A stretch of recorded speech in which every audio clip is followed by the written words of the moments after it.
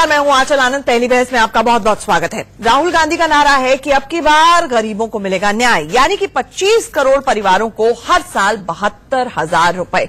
चुनावों से ठीक पहले मोदी जी कर चुके हैं इसी तरह के वादे कि किसानों के लिए 6,000 रुपए सालाना देने का उन्होंने ऐलान किया। सवाल ये है कि इन लोक लुभावन योजनाओं के लिए कहां से आएगा पैसा। सवाल ये है कि भगोड़ों को देने के लिए पैसा है तो न्याय योजना के लिए क्यों नहीं मिल सकता पैसा। लेकिन सबसे बड़ा सवाल तो ये है कि चुनाव आते ही क्यों याद आते हैं गरीब और किसान। देखिए पहले ये रिपोर्ट, फिर करेंगे राहुल के न्याय पर इंसाफ। शौक मत होना, अभी धमाका बजने जा रहा है। 20% सबसे गरीब परिवारों को हर साल 72,000 रुपए देने जा रही है। मोदी के गरीब किसानों को 6,000 रुपए सालाना देने के नहले पर राहुल के 72,000 दहले के बाद सियासी घमासान चरम पर है। बीजेपी कांग्रेस की नीयत पर सवाल उठा रही है तो कांग्रेस मोदी सरकार को घेरने में जुटी है। आज कांग्रेस ने एक और चुनावी बम फोड़ दिया। 20 के 20% परिवारों को 72,000 रुपया प्रति वर्ष मिलेगा। ये स्कीम विमेन सेंट्रिक है। ये 72,000 रुपया घर की गृहिणी के खाते में कांग्रेस पार्टी जमा करवाएगी। यानी कांग्रेस ने गरीबों के साथ साथ महिला मतदाताओं को भी लुभाने के लिए बड़ा दांव चल दिया है। वहीं इस मिनिमम इनकम गारंटी स्कीम पर सवाल उठा रही बीजेपी को भी कांग्रेस ने घेरने की कोशिश की। गरीब विरोधी नरेंद्र मोदी और उनकी सरकार न्याय का विरोध कर रही है। मोदी जी, 130 करोड़ देशवासियों की ओर से हम आज पूछना चाहते हैं, आप न्याय के पक्षधर हैं या विरोधी? कांग्रेस ये संदेश देना चाह रही है कि 2014 में 15 लाख का वादा कर सत्ता में आई मोदी सरकार नहीं चाहती कि गरीबों के खाते में पैसे जाएं, इसीलिए वो स्कीम का विरोध कर रहे हैं। वहीं कांग्रेस के इरादों को नाकाम करने के लिए बीजेपी भी कोई कसर नहीं छोड़ रही। ये नारों का पहाड़ वोटों का जुगाड़ नहीं करता। कांग्रेस पार्टी जो कि गरीबों का मजाक उड़ाने की, गरीबी का मजाक उड़ाने की, देश के गरीबी और गरीबी को बढ़ाने की एक हिस्ट्री शीटर पार्टी है। लेकिन बड़ा सवाल यह है कि कांग्रेस गरीबों को हर महीने 6,000 रुपए कैसे देगी। कांग्रेस ने आज भी ये नहीं बताया कि इस भारी भरकम और खर्चीली स्कीम को लागू करने के लिए उसके पास क्या ब्लूप्रिंट है। लेकिन नहले पर दहला यही है कि 2 जून की रोटी को तरस रहे गरीबों को भले ही स्कीम का गुणा भाग न समझ आए, लेकिन उन्हें हर महीने 6,000 की परमानेंट सैलरी का सपना दिखाकर कांग्रेस ने बड़ा दांव चल दिया है। अगर कांग्रेस का ये दांव रंग लाया तो उसे चुनावी बढ़त मिल सकती है। चर्चा को शुरू करेंगे, लेकिन उससे पहले सुनाते हैं कि राहुल की इस योजना पर क्या कहते हैं विरोधी। उनका वक्तव्य और उनकी योजना अव्यवहारिक है। देश में इस समय गरीबी के कोई आंकड़े उपलब्ध नहीं है। योजना आयोग रंगराजन, तेंदुलकर, एनएसएसओ सबके अपने अपने बयान हैं। लिहाजा अच्छी योजना होते हुए भी ये परवान नहीं चढ़ सकती। सिर्फ और सिर्फ ये चुनाव को मद्देनजर रखा गया है, चूंकि लुभावनी नारे देकर जनता को प्रभावित किया जा सके। सबसे बड़े झुटेले हैं राहुल गांधी। कांग्रेस ने आज तक झूठे ही बोला है। कहां 1971 में कहते थे गरीबी हटाओ, गरीबी हटाओ, स्वर्गीय इंदिरा जी के जमाने से गरीबी नहीं हटी, गरीबी हटा दी है इनने। भैया जो कहते हैं वो करते थोड़ी हैं कभी वो। जैसे मैंने मध्य प्रदेश में बताया कर्जा माफ करेंगे, कर्जा माफ नहीं किया। 4,000 रुपया नौजवानों को देंगे बेरोजगारी भत्ता, वो नहीं दिया। जितने वादे किए सरकार आने के बाद भूल गए। अभी तो सरकार नहीं तो कुछ भी कहलवा लो, करना थोड़ी है, केवल कहना है। तो योजनाओं का ऐलान करना तो बहुत आसान होता है, लेकिन उन्हें कार्यान्वित करना बहुत मुश्किल होता है। और इसी पर करेंगे पहली बहस कि आखिरकार इस योजना के लिए पैसा कहां से आएगा, क्योंकि कांग्रेस ने तो पत्ते खोले नहीं है। हमारे साथ एक बड़ा पैनल जुड़ रहा है। हमारे साथ राहुल त्रिवेदी, बीजेपी का पक्ष रखने के लिए प्रवक्ता जुड़ रहे हैं। हमारे साथ विनायक दालमिया, कांग्रेस के प्रवक्ता, उनका इंतजार है। शो के दौरान बीडी नकवी साहब, रिटायर्ड जज हैं, बीएसपी सपोर्टर है, वो हमारे साथ जुड़ चुके हैं। और हमारे साथ शरद कोहली, इकोनॉमिस्ट हैं, जाने माने, वो हमारे साथ जुड़ चुके हैं। सबसे पहले यही जानना चाहूंगी राहुल त्रिवेदी आपसे, क्योंकि कांग्रेस का तो जुड़ना बाकी है, झूठ बोला राहुल गांधी ने, धोखा दे रही है कांग्रेस, आपके मंत्री तंत्री सब जुड़ गए ये कहने में। यहां तक कि नीति आयोग के वाइस चेयरमैन ने ये बात कह दी आपके लिए बैटिंग करते हुए कि ये तो चांद को लाने जैसा है जो कांग्रेस कह रही है। मैं आपसे सिर्फ इतना पूछना चाहती हूँ, 2014 में आपने तो सूरज को लाने की बात कर दी थी, तब हमने यकीन कर लिया कि 15 लाख रुपए हमारे अकाउंट में आ जाएंगे। तो कांग्रेस अगर गरीबों का साथ देने की बात कर रही है तो आपकी समस्या क्यों है? देखिए, सवाल इस नीति पे नहीं है, सवाल है राहुल गांधी और कांग्रेस के नियत पे। आज तक पिछले 60 साल तक जो सत्ता में रही है कांग्रेस, इन्होंने सरकारी खजाने से जो पैसे निकाले हैं जनता के सेवा के नाम पर, अलग अलग योजनाओं के नाम पर, उस पैसे से सिर्फ इन्होंने घोटाला किया है, भ्रष्टाचार किया है। अभी जैसा कि हम सुन रहे थे 1971 में स्वर्गीय श्रीमती इंदिरा गांधी ने कहा गरीबी हटाओ। 1985 में राजीव गांधी जी ने कहा कि जो 100 पैसे चलता है केंद्र से, उसका 15 पैसे लोगों तक पहुंचता है, यानी कि 85 पैसे इनके जेब में जाता है। वही चीज अभी 2004 से 14 तक हमने देखा कि किस तरह से कई क्षेत्रों में, कोई भी क्षेत्र इन्होंने नहीं छोड़ा घोटाला करने से और सरकारी धन को लूटने से, चाहे कोयला हो, आदर्श सोसाइटी घोटाला हो, स्पेक्ट्रम हो, कॉमनवेल्थ हो। आपने नियत पे सवाल उठाया। मेरा यही कहना है कि इन लोगों ने, ये बता दीजिए कि जिन्होंने 15 लाख देने का जुमला दिया हो, क्या उनके पास मॉरल राइट है कि जो गरीब से गरीब है उन्हें 72,000 रुपए सालाना मिल रहा है? तो फिर आपके ऊपर आरोप लग रहे हैं आप सूट बूट वालों के लिए सोचते, गरीबों के लिए नहीं सोच रहे हैं। ये कांग्रेस आरोप लगा रही है आप पे। देखिए, उस समय कभी भी माननीय मोदी जी ने ये नहीं कहा था कि 15 लाख रुपए हर लोगों के खाते में आ ही जाएंगे। उन्होंने ये कहा था कि जितना काला धन विदेशों में और देश के भ्रष्टाचारियों के पास पड़ा हुआ है, अगर वो सारा काला धन निकल जाए, वो सारा धन अगर सामने आ जाए, तो उससे 15-15 लाख रुपए हर भारतीय के खाते में जा सकता है। अब सवाल ये है कि उस कितना काला धन आया, कितना काला धन आया, ये कोई आंकड़ा आप बता पाएंगे पिछले 5 साल में? क्योंकि आप कह रहे हैं कि कांग्रेस की नीयत खराब है, आपकी बिल्कुल साफ सुथरी है। कितना काला धन आया, एक आंकड़ा? देखिए, लगभग 20 लाख करोड़ रुपए का काले धन पे जो चोट है वो सरकार ने कर चुके हैं अभी तक। और नीरव मोदी, विजय माल्या कर चुके हैं, कोई आंकड़ा कैसे, ये कौन सी रिपोर्ट है, क्या आंकड़ा है 20 लाख करोड़? उसमें सबसे बड़ा जो आंकड़ा है, जो एनपीए में जो बड़ी बड़ी कंपनियां थी, जैसे भूषण स्टील थे और रियल एस्टेट की कई सारी कंपनियां थी, जिन्होंने एनपीए के तहत कई सारे पैसे बैंकों के और आरबीआई के द्वारा और खासकर जो राष्ट्रीय बैंक के कर्ज के तौर पर ले रखा था और वो पैसे नहीं दे रहे थे, वो सारे पैसे कहीं ना कहीं उनको देना पड़ा है, चुकाना पड़ा है। सर वो डूब गया है, डूब गया है। उसमें अभी भी 50 लाख करोड़ रुपया। मैं वही कहना चाहता हूं, एक अलग डिबेट है। मैं चाहूं तो शरद कोहली जी को इसमें ला सकती हूँ रिबटल के लिए, लेकिन विनायक दालमिया हमारे साथ कांग्रेस के प्रवक्ता जुड़ गए हैं। विनायक जी, आप थोड़ा लेट जुड़े हैं, मुझे बताइए, दूध का जरा छाछ भी फूक फूक कर पीता है। हम तो बेचारे भोले भाले लोग हैं। 2014 में हमें बोला 15 लाख रुपए हमारे अकाउंट में आ जाएंगे, हमने मान लिया। तो लेकिन अब हम स्मार्ट हो गए हैं थोड़ा पिछले 5 साल में। आप अगर ये कह रहे हैं कि 72,000 रुपए गरीबों को मिलेंगे, तो हम आपसे पूछ रहे हैं कि कैसे मिलेंगे, आप कहां से लाएंगे पैसा? प्लीज जवाब दें।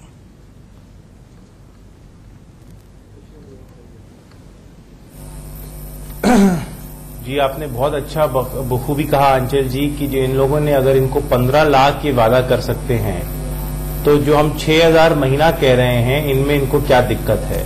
भाजपा और कांग्रेस में एक मेन जो अंतर ये है, ये लोग गरीब पे वार करते हैं और कांग्रेस गरीबी पे वार करती है। और जो 2019 में हमारा नारा है कि अब की बार गरीबी पे वार। देखिए आंचल जी, हर चुनाव जो होता है विचारधाराओं की लड़ाई होती है, हर चुनाव जो होता है नए आइडियाज की लड़ाई होती है। कांग्रेस पार्टी का ये नया आइडिया है। अगर भाजपा को कोई दिक्कत है, अगर भाजपा को कोई आपत्ति है, तो वो अपना नया आइडिया दीजिए।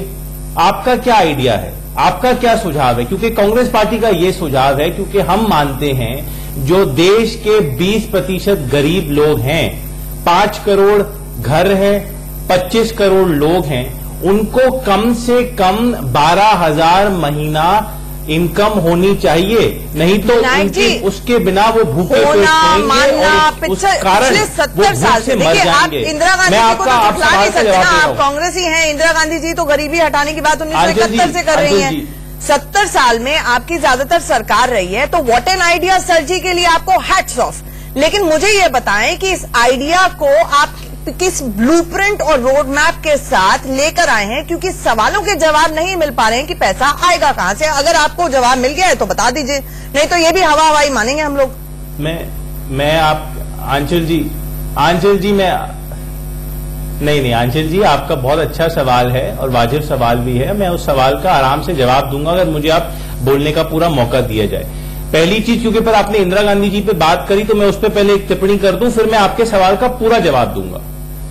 आपने जो इंदिरा गांधी जी की कहा कि गरीबी हटाओ, अगर आप इसी सरकार का 2017 का इकोनॉमिक सर्वे देख लीजिए, उस सर्वे में इन्होंने माना है कि जब इंडिपेंडेंस भारत को मिली थी तो 70% भारत में गरीबी थी।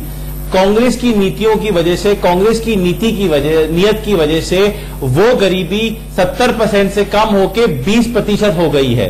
ये तेंदुलकर कमेटी की रिपोर्ट ले लीजिए आप। कांग्रेस की जो नीतियां थी वहां से गरीबी पैसा कहां से आएगा? 3.6 लाख करोड़ मैं आपके सवाल पे आ रहा हूं आंचल जी, मैं आपके सवाल पे आ रहा हूं। जी आंचल जी, इसमें बहुत सिंपल है।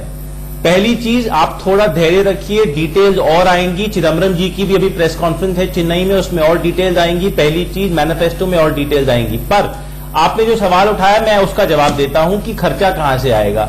आप इस बात से वाकिफ होंगी कि सरकार का खर्चा आज है 60 लाख करोड़।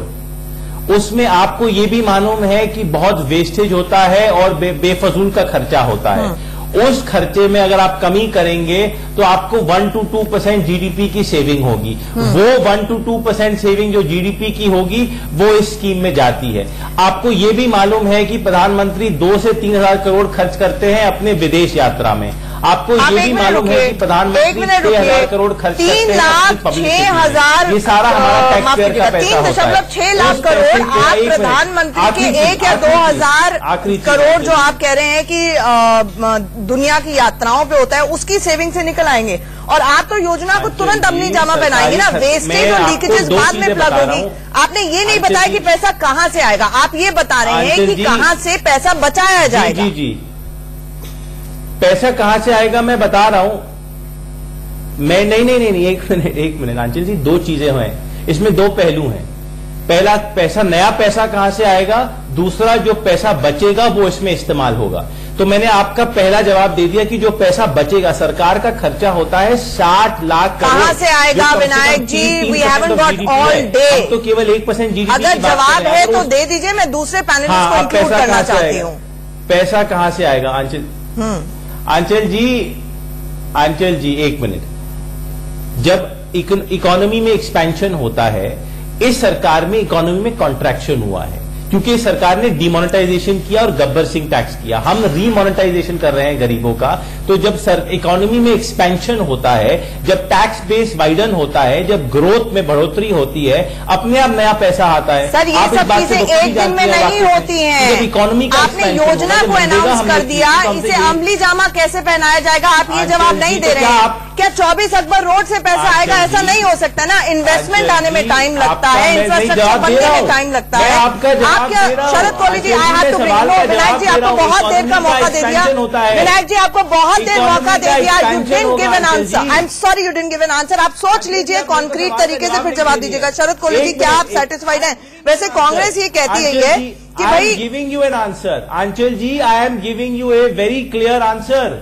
अच्छा, 1 मिनट रुक जाइए विनायक जी, ब्रेकिंग न्यूज आ रही है इस वक्त। 1 मिनट रुक जाइए विनायक जी, ब्रेकिंग न्यूज आ रही है। लखनऊ पहुंच चुकी हैं प्रियंका गांधी। कार्यकर्ताओं से वो मुलाकात कर रही हैं और लखनऊ से वो अमेठी जाएंगी। आपको बता दें कि लखनऊ, रायबरेली और उसके बाद अयोध्या जाने का प्रियंका गांधी का प्लान है। ये 1 दिन के लिए डेफर हो गया था। अब ये खबर आ रही है कि लखनऊ तो पहुंच गई हैं प्रियंका गांधी।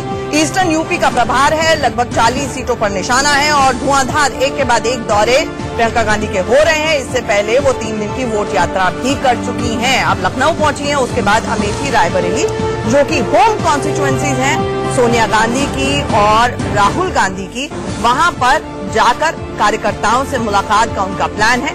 लखनऊ की ये तस्वीरें आप देख रहे हैं। जैसे ही वो लखनऊ पहुंची हैं, वो कुछ कार्यकर्ताओं से भेंट कर रही हैं, मुलाकात कर रही हैं। हम चर्चा पर लौटते हैं।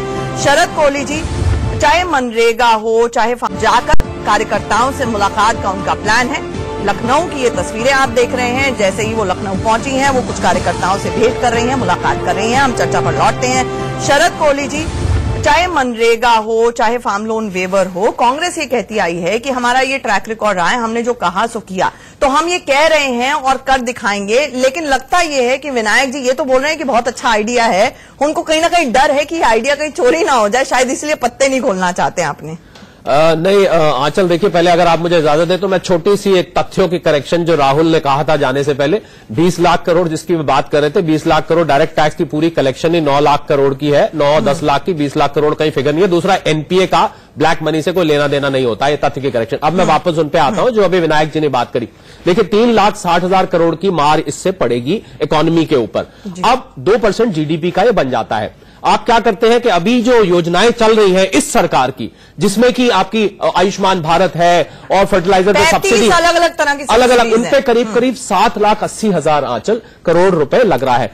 तो क्या कांग्रेस ये कह रही है कि इन स्कीम्स को हटा के वो लाएगी, और अगर इनको हटाएगी तो उसकी अपनी एक अलग उसका इफेक्ट होने वाला है, और अगर उसके अलावा लाएगी तो ये इन्फ्लेशन को बढ़ावा दे सकता है, क्योंकि इससे फिस्कल डेफिसिट, हमारे दर्शक ना समझ में आए, जो वित्तीय घाटा होता है वो बढ़ जाएगा, और उस घाटे की पूर्ति करने के लिए आपको डेफिसिट फाइनेंसिंग करनी पड़ती है, जो कि महंगाई को जन्म देता है। अब सवाल ये उठता है, जो 6,000 रुपए, आंचल में बड़ी मजेदार बात आपको बताता हूं, ऐसा ना हो कि 6,000 रुपए तो बैंक में आए और किराने की दुकान पे वो चले जाएं, क्योंकि महंगाई के रूप में वो कन्वर्ट हो जाएं, तो फिर तो बात एक बराबर हो गई, तो फिर तो ये कोई प्रूडेंट डिसीजन नहीं नजर आता है। दूसरी बात यह है कि गरीबों का आकलन, जो मैं अभी केसी त्यागी जी को भी सुन रहा था, गरीबों का आकलन करना इस देश में बहुत ही कठिन कार्य है।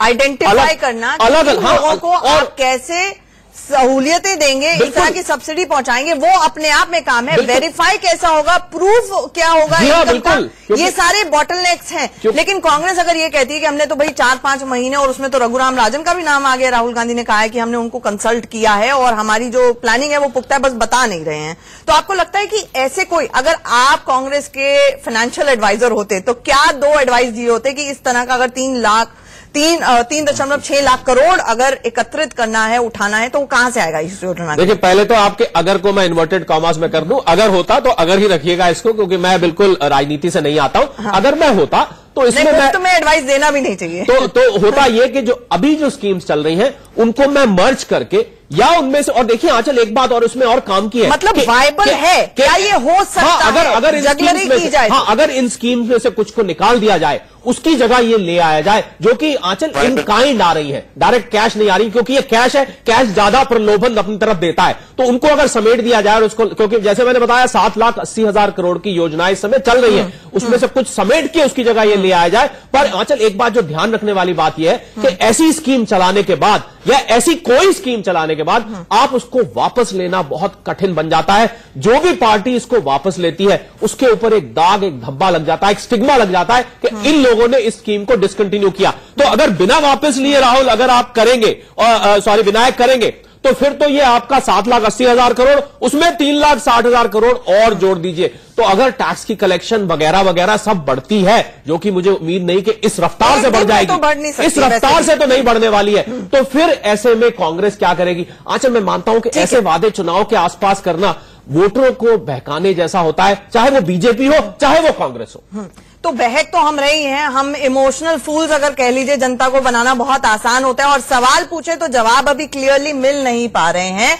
बहरहाल एक छोटे से ब्रेक के लिए रुकना है। नकवी जी, मैं माफी चाहती हूं, आपको अभी चर्चा में नहीं जोड़ पाई हूं, लेकिन ब्रेक के बाद जैसे ही आएंगे आप चर्चा में सबसे पहले बोलिएगा। एक छोटे से ब्रेक के लिए रुक रहे हैं पहली बहस में, जल्द लौटते, कहीं नहीं जाइएगा।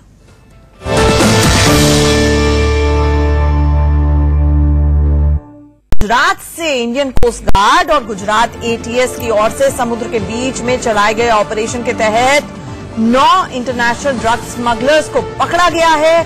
साथ ही पाकिस्तान की ड्रग्स से भरी नाव को भी नष्ट कर दिया गया है। सूत्रों के मुताबिक ये स्मगलर्स करीब 100 किलो ड्रग्स लेकर जा रहे थे, जिसकी कीमत 500 करोड़ बताई जा रही है। ये स्मगलर्स पाकिस्तान से आ रहे थे और ग्वादर पोर्ट से ये ड्रग्स लाए जा रहे थे। ये आप तस्वीरें देख सकते हैं, ये वो बोट है जिसे पूरी तरह से नष्ट कर दिया गया है। एक बड़ा ऑपरेशन गुजरात एटीएस और कोस्ट गार्ड के द्वारा चलाया गया, जिसमें 100 किलो ड्रग्स जिनकी कीमत 500 करोड़ बताई जा रही है, उसे पूरी तरह से ध्वस्त कर दिया गया। बताया जा रहा है कि अभी तक का जो प्राइमरी जानकारी आ रही है, 9 जो स्मगलर्स थे उनको भी हिरासत में ले लिया गया है, गिरफ्तार कर लिया गया है। जैसे ही और डिटेल्स आएंगी आप तक पहुंचाएंगे। ये आप देख रहे हैं ऑफ कोस्ट गुजरात पोरबंदर में इस बोट को नष्ट किया गया है।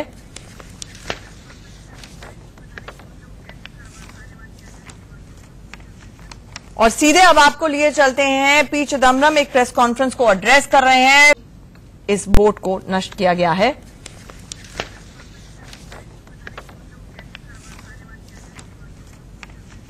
और सीधे अब आपको लिए चलते हैं, पी चिदम्बरम एक प्रेस कॉन्फ्रेंस को एड्रेस कर रहे हैं। पिछले 2 दिन से सभी लोग पी चिदम्बरम से जानना चाह रहे थे कि आखिरकार इस योजना को, न्याय योजना जो कांग्रेस लेकर आई है, उसको कैसे अमली जामा पहनाया जाएगा। सुनिए क्या कुछ कह रहे हैं।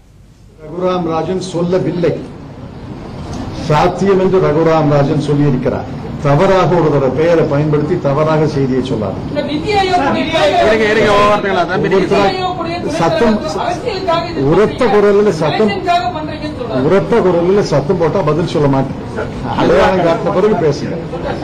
ரகுராம் ராஜன்ங்கிற பெயரை பயன்படுத்தினது தப்பு. ரகுராம் ராஜன் இந்த திட்டம் சாத்தியம், மிக கவனத்தோடு இதை வடிவமைத்து மிக கவனத்தோடு செயல்படுத்த வேண்டும் என்று சொல்லியிருக்கிறார். சத்தம் போட்டார். Just pray. He'll call you. No, I'm answering all questions. Please wait.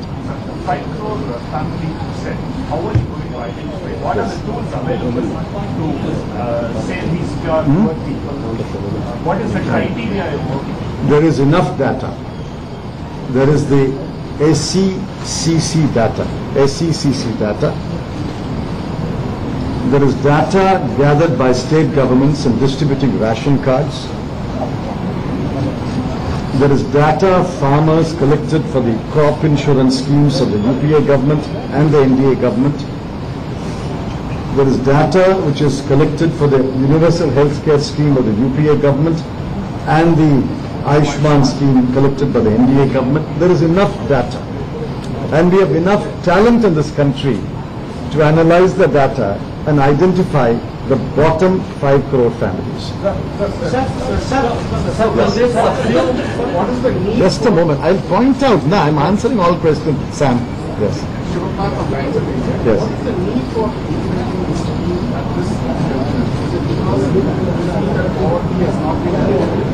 No. What we are saying is poverty is being eradicated, but at a very slow pace. When India became independent, roughly 90% of India was poor. Even about 2-3 decades ago, 70% of India is poor. Today we think the poverty line, according to various estimates, is about 20-22%. But there are still poor people. While we believe that growth is a tide that will lift all boats, we also believe that we must make a direct frontal assault on poverty. And the best way to do that is for a cash transfer. See, this is not unknown in the world. What is a negative income tax? A negative income tax is a cash transfer. Many rich countries, many developed countries have given a negative income tax. So when India does a cash transfer, why should it create any more surprise when even developed countries give a negative income tax? वहां पर कम से कम चिदम्बरम जी ने इतना तो बोला कि किस तरह से आइडेंटिफाई किया जाएगा, पहचान की जाएगी 5 करोड़ परिवारों की जो बिल्कुल ही पुअरेस्ट ऑफ पुअर में आते हैं, जो सबसे ज्यादा गरीब तबका है, जिनको इस योजना का, न्याय योजना का जो है फायदा पहुंचेगा। उन्होंने कहा राशन कार्ड है, क्रॉप इंश्योरेंस है, universal health care, Ayushman Bharat जैसी योजनाएं, इनको लिंक करके आइडेंटिफाई किया जाएगा। लेकिन किस तरह से ये पैसा जनरेट होगा ट्रांसफर करने के लिए, ये इंतजार करेंगे क्या वो इस पर कुछ जवाब देते हैं या नहीं। इस दौरान बीडी नकवी जी, मैं आपसे ही जानना चाहूंगी, कांग्रेस ने ऐलान तो दिया है, आपको क्या लगता है कि कितनी कन्विंसिंग यहां पर कांग्रेस लग रही है? क्या ये वाकई जुमला है या कांग्रेस इसको कार्यान्वित कर सकती है और कैसे?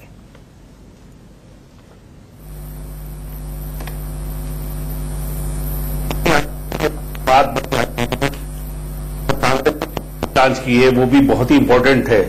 अब क्या मोदी जी को ही ख्वाब दिखाने का अधिकार था? आज राहुल जी ने ख्वाब दिखाए लोगों को हिंदुस्तान के। जहां तक बात करें हम कि वो कैसे पैसा जनरेट होगा, जितना इस पैसे की जरूरत है स्कीम के लिए, इतना पैसा तो हिंदुस्तान के बड़े पैसे वालों को गवर्नमेंट माफ कर चुकी है। एनपीए था 3.5 लाख करोड़। तो हमें अपना माइंडसेट बदलना होगा। एक तो ये सोचना होगा हिंदुस्तान के अंदर गरीबों के लिए सोचते लोग कम हैं।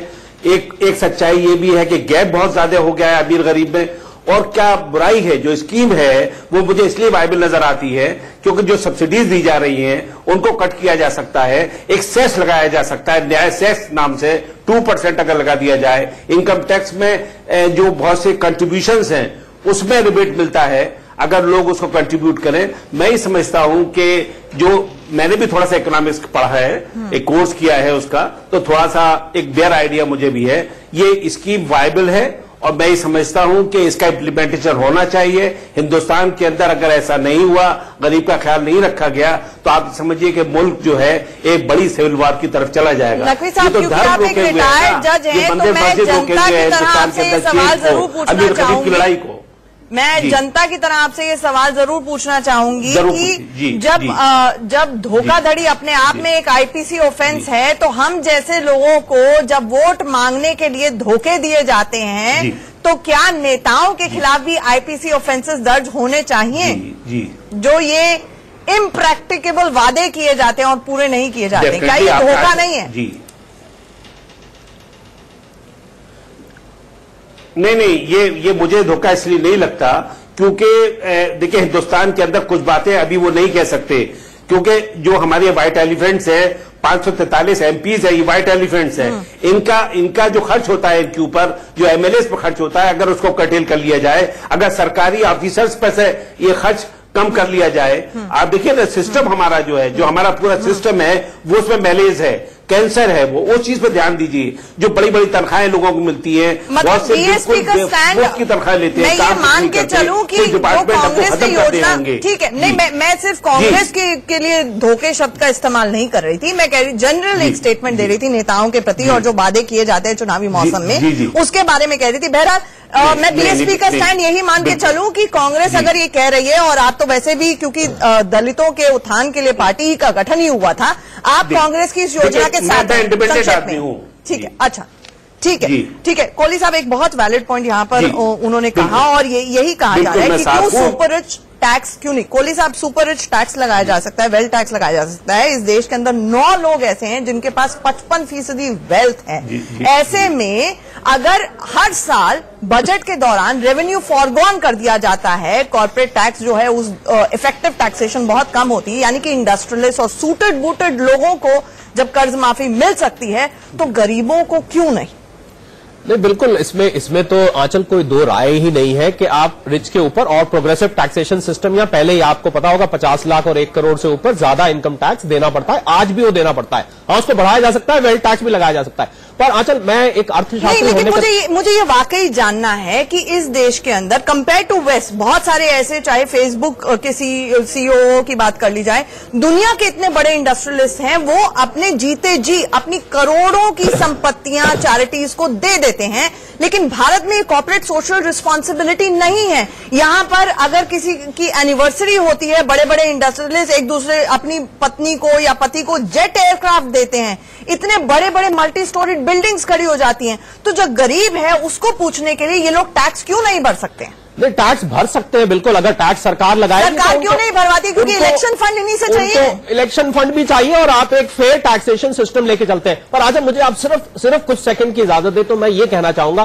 कि अगर हमारी राजनीतिक पार्टियां अपनी एनर्जी को, जितना एनर्जी इसमें लगा रही हैं, अगर स्किल डेवलपमेंट में लगाए कि नौकरी के अवसर क्रिएट करें बजाय फ्री का पैसा देने के, अगर वो उनको स्किल दे दें तो वो ज्यादा बेहतर रहेगा मेरे ख्याल। अगर आप उसको कोशिश करें कि वो नौकरी करे, कुछ काम करके कमाए, शायद इससे ज्यादा कमाएगा। ये वैलिड क्वेश्चन है विनायक जी, उसको आप निखट्टू ना बना दें। हाँ, विनायक जी, मुझे ये बताइए, राहुल गांधी ने तो प्रेस कॉन्फ्रेंस में कह दिया था, नहीं ये काम तो लोग ऑलरेडी कर रहे हैं, इनको कोई एक्स्ट्रा काम नहीं करना पड़ेगा। मनरेगा के लिए भी चाहे आपने गड्ढे खुदवाए, लेकिन काम तो कराया। अब घर बैठे बैठे अगर इस तरह से पैसा पहुंचाने लगेंगे, तो मुझे बताइए, जो पीएचडी वाला नौकरी ढूंढ रहा है और जिसे घर बैठे पैसा मिल रहा है, उसमें फर्क क्या रह गया? काम के लिए क्या इंसेंटिव है? लोग तो काम ही नहीं करना चाहेंगे।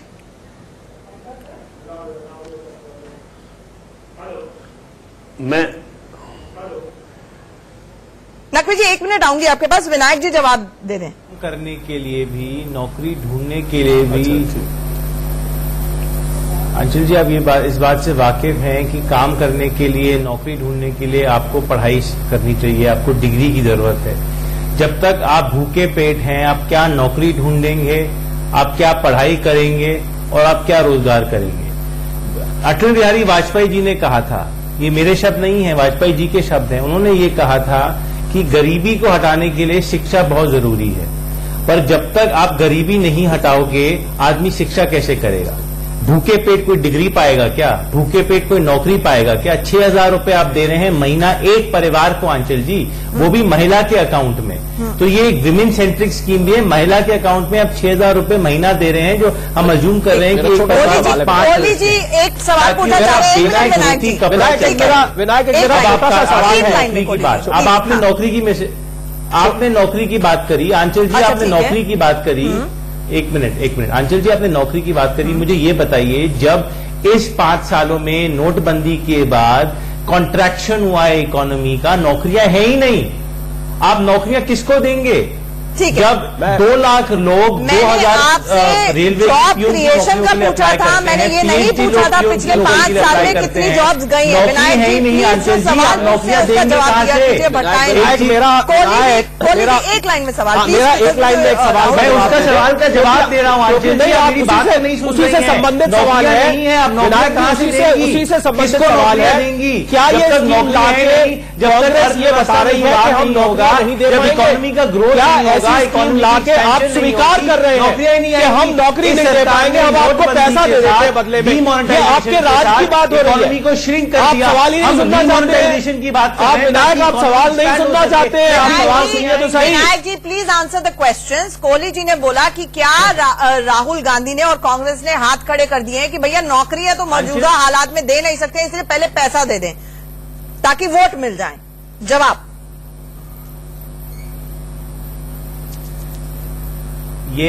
ये आपका शायद विचार होगी, ये बीजेपी की विचार होगा, राहुल गांधी का ये विचार नहीं। मैं बीजेपी से नहीं आता विनायक जी, है ना ये इनका आइडिया है। हमने क्या कहा है? हमने ये कहा है, हमने क्या कहा है? हमने ये कहा है कि दोनों काम चाहिए। आपको इकोनॉमी में भी सुधार चाहिए, आपको अर्थव्यवस्था में भी सुधार चाहिए, आपको नौकरियां भी चाहिए, आपको इकोनॉमिक ग्रोथ भी चाहिए, पर उसके साथ जो गरीब से गरीब घर हैं, जो 20% गरीब घर हैं, 25 करोड़ जो लोग हैं जिनके पास खाने को खाना नहीं है, पीने को पानी नहीं है, उसके लिए जिम्मेदार कौन है? दो वक्त की रोटी तो मिल सके। ठीक है, जब तक आदमी को 2 वक्त की रोटी नहीं मिलेगी, वो क्या नौकरी मिलेगा? राहुल उन्होंने आप इस बात से वाकिफ हैं, भूखे बचन ना हो तो कहा जाता है ना कि हर साल भारत में 3 लाख बच्चा भूख से मरता है। 3 लाख बच्चा भूख से मरता है हर साल। जब तक आपके पेट में खाना नहीं होगा, आप क्या नौकरी ढूंढेंगे? आप चौथी बार इस बात को रिपीट कर रहे हैं विनायक, बात नहीं समझ रही है। दोनों विनायक जी आप चौथी बार इस बात को रिपीट कर रहे हैं। Point taken, just hold on for a second. मुझे ये बता दीजिए राहुल की वो कह रहे हैं, जैसे हमें कहा जाता है भूखे वचन ना होए गोपाला, उनके पेट में खाना नहीं है, अगर उनको अन्न दे रहे हैं, जब आप किसानों को बैठकर, और ये सिर्फ किसानों के लिए योजना ला सकते हैं कि आप उनको 6,000 रुपए जो क्वार्टरली देने की बात कर रहे थे, तो फिर वो 72,000 क्यों नहीं दे सकते? उसमें शहर का भी गरीब आएगा, किसान भी आएगा, रूरल गरीब भी आएगा, तो सभी की एक ओवरऑल प्रोसेस रहने वाला है। देखिए, मैं 2 योजनाओं का यहाँ डिस्कस करूंगा जो मोदी सरकार की तरफ से दिया गया, एक मुद्रा योजना और दूसरा जो किसानों को 6,000 रुपए देने की बात हुई। किसानों को जो 6,000 रुपए दिए गए हैं, ये वो पैसे हैं जो उनकी जरूरत थी, जिसके कारण वो सूदखोर के चक्कर में फंस जाते थे। उनको बीज खाद के लिए एक सूदखोर के पास जाना पड़ता था, किसी ऐसे अपने गांव का जो व्यक्ति होता था जो उन्हें कर्ज देता था, और उस कर्ज को वो बेचारा नहीं चुका पाते थे, और 2,000-4,000 रुपए नहीं चुका पाते थे। आपने ये तो आइडेंटिफाई किया नहीं कि कौन सा किसान है जो सूदखोर के चक्कर में फंस गया। आपने तो बोला चुनावी सीजन है, 6,000 दे दीजिए रुपए, 1 एकड़ या 2 एकड़ जमीन है, पहुंच जाए लोगों के पास, कम जोत है, ऑब्वियसली वही गरीब इंसान है, उसके पास पैसे की कमी है। जिसके पास 50 एकड़ या 100 एकड़ जमीन है, वो तो जाएगा नहीं किसी सूदखोर के पास। दूसरी चीज, जो मुद्रा योजना में 15 करोड़ लोगों को पैसा दिया गया, ये वैसे ही लोग थे जिन्हें जरूरत थी, जिन्हें 50,000 से लेके और 10 लाख तक के दिए गए पैसे। ये कोई बड़े व्यवसायी या कोई बिजनेसमैन नहीं थे। और इसीलिए दिया गया कि वो लोग अपने स्थिति को, अपने परिवार की स्थिति को बेहतर बना सके। लेकिन सवाल मैं बार बार कह रहा हूं कि इस नीति पे नहीं, कांग्रेस पार्टी की नीयत पे सवाल है, क्योंकि इस पैसे के माध्यम से जो बंटी बबली की जोड़ी है राहुल गांधी और प्रियंका गांधी की, ये लोग ये पैसा लूटेंगे और फर्जी अकाउंट बना के फर्जी आधार कार्ड बनाएंगे, ये सारा पैसा अपने घर लेके आएंगे। गुजराती ठग नहीं है ना ये लोग। चीजें मत बोला करिए शो पे। आप कुछ पूछना चाह रहे हैं विनायक, आप कुछ सवाल पूछ लीजिए। हाँ विनायक, आप कुछ पूछना चाह रहे हैं, जल्दी पूछ सकते हैं। ये किस तरह की बात कर रहे हैं बंटी बबली? अगर आप बंटी बबली मैंने उसको बोल दिया नहीं बोलने के लिए, इस बात को ना बोलने के लिए मैंने राहुल जी से रिक्वेस्ट कर दिया। आगे आइए, पॉइंट पे आइए। मैं आपकी भाजपा की जोड़ी को राहु केतु भी बोल सकता हूं, तो ऐसा फायदा नहीं है। आप मुझे ये बताइए ऐसा क्यों है कि नरेंद्र मोदी गरीब विरोधी है? ऐसा नहीं है अनिल अंबानी गरीब विरोधी। मैं आपकी भाजपा की जोड़ी को राहु केतु भी बोल सकता हूं, तो ऐसा फायदा नहीं है। आप मुझे ये बताइए ऐसा क्यों है कि नरेंद्र मोदी गरीब विरोधी है? ऐसा नहीं है अनिल अंबानी गरीब विरोधी होते तो 5 लाख का जो स्वास्थ्य बीमा है वो नहीं देते गरीब परिवारों के लिए। 6,000 रुपए का किसानों के नहीं देते। आज 18 लाख शौचालय नहीं बनाते। क्यों है? 1.25 करोड़ घर उन गरीबों को नहीं देते। 2022 तक हर गरीब परिवार को तब घर देने का वादा नहीं किए होते और वो काम शुरू है। आज गाँव तक सड़कें नहीं गई होती, हर घर तक बिजली नहीं गई होती, हर माँ को ऐसा क्यों है में खाना बनाती थी उनको 6 करोड़ महिलाओं को उनके महिला उजाला और गैस नहीं मिला होता। विरोधी भी है। ये कांग्रेस पार्टी है। गरीबों के पॉइंट है। आपको पता होना चाहिए कि 2014 से पहले 1,10,000 करोड़ बोलेंगे तो किसी को कुछ समझ नहीं आएगा। महत्वपूर्ण पॉइंट। नकवी जी कुछ कहना चाह रहे हैं, नकवी जी कुछ कहना चाह रहे हैं, उसके बाद मेरा सवाल राहुल से। नकवी जी कुछ कहना चाह रहे हैं। 1 minute Vinayak, just hold on for a second. Naqvi ji please come in. हाँ नकवी जी। देखिए आचल जी मैं एक बात कहना चाहूंगा कि वेस्ट में और हमारे कंट्री की सभ्यता में ये फर्क है कि हमारी यहाँ डिग्निटी ऑफ लेबर नहीं है। हमें जरूरत है माइंडसेट चेंज करने की। हमें जरूरत है प्लम्बर की, हमें जरूरत है इलेक्ट्रीशियन की, लेकिन उनके साथ डिग्निटी नहीं है। हर आदमी हिंदुस्तान का नौजवान कुर्सी पे बैठ के काम करना चाहता है। हमें अपना माइंडसेट बदलना होगा, सबसे जरूरत इस बात की है। और मेहनत कश की इज्जत करना होगा। 70 साल में मेहनत कश गरीब और जो मेहनत कश नहीं है वो मालदार। ये बेसिक पॉलिसीज की चेंज की जरूरत है। तो वो नहीं हो पा रहा। हमें सोचना होगा। हमें एक ड्राइवर को, हमें एक मेहनत को कश को, मजदूर को इज्जत देनी होगी, ताकि हम वेस्ट का जो तरीका है जिंदगी जीने का हमें वो अपनाना होगा। आज के मॉडर्न वर्ल्ड में जो बहुत जरूरी चीज है, मैं कहना चाहूंगा, मैं बगैर किसी कमेंट के मोदी जी ये, राहुल जी ये, मैं कोई ऐसा कमेंट नहीं करना चाहूंगा कि जो बहुत ही नामुनासिब वो लोगों को गलत लगे। बेसिक पॉलिसी चेंज की जरूरत है आपको, ताकि ये प्रॉब्लम ना हो। नौजवान लोग इंजीनियर बन जाते हैं कि जरूरत है हमें। आप किसान योजना लेकर आए, उसके जवाब में मान लीजिए अगर न्याय योजना कांग्रेस लेकर आई है, आपने भी तो ईडब्ल्यूएस के लिए रिजर्वेशन का प्रावधान किया ना, उसको पार्लियामेंट के अंदर सभी लोगों ने समर्थन दिया, कांग्रेस ने दिया। अगर कांग्रेस के पास ये ब्राइट आइडिया मान लीजिए आया है कि गरीब से गरीब का वो उत्थान करेगी और उसके लिए ये तरीका है, तो आप उसके साथ क्यों नहीं है? फिर तो ये सवाल आप पे उठेंगे कि सूटेड बूटेड सरकार है, आप सिर्फ इंडस्ट्रियलिस्ट की सोचते हैं। ये कांग्रेस पूछती है। ये आंचल जी, मैं बार बार कह रहा हूं कि ये जो नीति है, इस नीति पे बिल्कुल सवाल नहीं है और बीजेपी बिल्कुल इस पे सवाल खड़ी नहीं कर रही है। हम तो चाहते हैं कि गरीबों को मिले, लेकिन जो कांग्रेस पार्टी का इतिहास रहा है, जो इनकी नीयत रही है कि सरकारी खजाने से पैसा निकालना और अलग अलग तरीके से राहुल गांधी और सोनिया गांधी के खाते में उसको ले जाना, तो फिर यही करेंगे। आप एलिगेशन लगा रहे हैं, ये एलिगेशन नहीं है। देखिए एलिगेशन नहीं है। आप देखिए नेशनल हेराल्ड, यंग इंडिया किसका था? यंग इंडिया कांग्रेस पार्टी का अखबार था। पूरे यंग इंडिया को हेराल्ड, नेशनल हेराल्ड को इन्होंने अपना बना लिया। आज 100 करोड़ रुपए का इनके ऊपर IT का नोटिस है। तो ऐसे राहुल गांधी का नियत चुनावी मौसम है, इस पैसे को सरकारी खजाने को, और विशेषकर आप सब लोग हमारे साथ जुड़े। आपने मुझे कुछ कहने दीजिए। विनायक जी, मेरे पास वक्त खत्म हो गया है, 10 सेकंड आपको दे रही हूँ बस। आंचल जी, मुझे कुछ कहने दीजिए। 10 सेकंड प्लीज, वक्त खत्म हो गया है चर्चा का। देखिए, न्याय का क्या मतलब है? न्याय का मतलब है गरीबी से न्याय, गरीब से न्याय और गरीब को आए। महात्मा गांधी ने क्या कहा था? महात्मा गांधी ने यही कहा था कि भारत को स्वराज जब तक नहीं मिलेगा, जब तक हमको गरीबी से स्वराज नहीं मिलता, तब तक हमको भूखमरी से स्वराज नहीं मिलता। तो ये बात 2019 में अगर कांग्रेस को समझ में आ गई है तो बहुत अच्छी बात है, क्योंकि ये जवाब आपको भी देना चाहिए कि इस देश के 9 लोगों के पास 25 करोड़ और 2008 से 14 के 2019 में समझ में आई आपको, गांधी जी की याद आई। एक मिनट राहुल जी, जुड़ने के लिए बहुत बहुत शुक्रिया आप सब लोगों का। ये सवाल कांग्रेस को अगर समझ में आ गया है तो बहुत अच्छी बात है। बहरहाल सवाल यही उठता है कि न्याय दिलाना ये बहुत अच्छी बात है, लेकिन किस कॉस्ट के ऊपर और उसका क्या ब्लूप्रिंट रहेगा, हमें अब भी इंतजार है कि कांग्रेस ये स्पष्ट करे, क्योंकि चुनावी मौसम है। घोषणाएं करना बहुत आसान होता है, लेकिन लागू करना बहुत मुश्किल होता है। आप सब लोगों हमारे साथ चर्चा में जुड़े पहली बहस में बहुत बहुत शुक्रिया। इस वक्त की बड़ी खबर आ रही है, उसका रुख कर लेते हैं। बीजेपी में शामिल हुए हैं भोजपुरी स्टार निरहुआ, भोजपुरी एक्टर हैं दिनेश लाल उर्फ निरहुआ।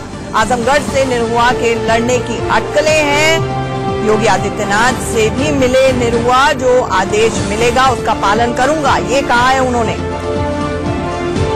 बीजेपी ज्वाइन कर रहे हैं, भारतीय जनता पार्टी ज्वाइन कर रहे हैं। आगे जो भी पार्टी का आदेश होगा उस हिसाब से चलेंगे, करेंगे। वो अब डिपेंड करता है पार्टी के ऊपर, पार्टी क्या डिसाइड करती है, पार्टी क्या चाहती है। हम जो है वो भारतीय जनता पार्टी के साथ हैं। हम भी चाहते हैं कि देश में जो है फिर से नरेंद्र मोदी जी प्रधानमंत्री बने, और इसलिए हम जुड़ रहे हैं। और आगे जो भी आदेश होगा हर कदम हम साथ में रहेंगे। एक छोटे से ब्रेक के लिए यहाँ पर रुक रहे हैं। खबरों का सिलसिला लगातार इंडिया न्यूज पर जारी है।